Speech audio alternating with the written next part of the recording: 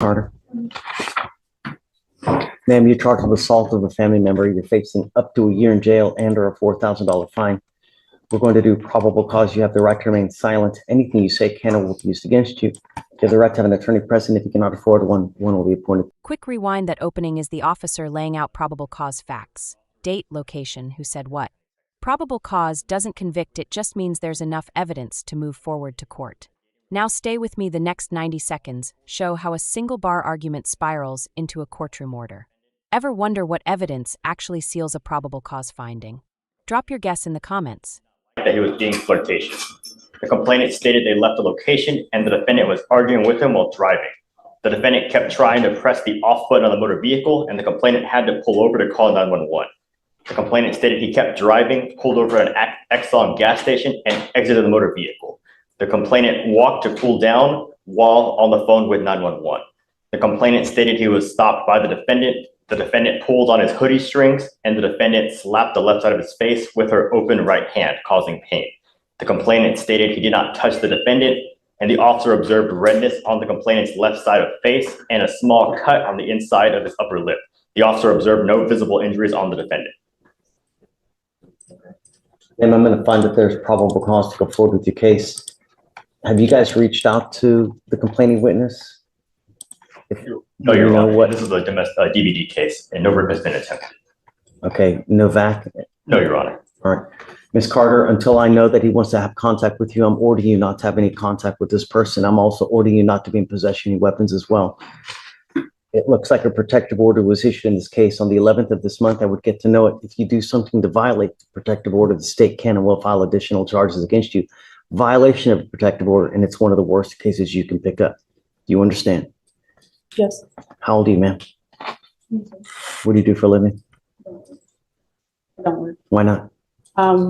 Us being together, he chooses to provide and he doesn't want me to work, so. How do you support yourself? You're not to have any contact and not to be with him at all. So how are you going to support yourself? I started applying. You know what? This life is very short. And if you don't have some kind of education, if you don't have some kind of work experience, this person may not be there for the rest of your life. And you should never, ever have to depend on a man for anything. You should be self-reliant, where you, as a woman, depend on herself, because you never know who's going to end up being there for the next 5 years, 10 years. This person takes off, you're destitute, alone, without anything. I've seen it happen over and over and over. Did you graduate from high school? Okay, it's time for you to start working. I'm making that a condition of your bond. I will have you apply for an appointed lawyer, but I'm going to bring you back. This is the pivot. The judge isn't just setting bond, she's making this a life intervention. Get a job, become self-reliant, come back in 2 weeks. It reads like tough love from the bench, and it raises real stakes. Failure to comply can affect bond and outcomes later. Think about it. Does a judge have the right to impose life direction like this, or is it overreach? Vote in the comments supportive or overstep. For any reason. I was working, but once we got together, he didn't. Don't.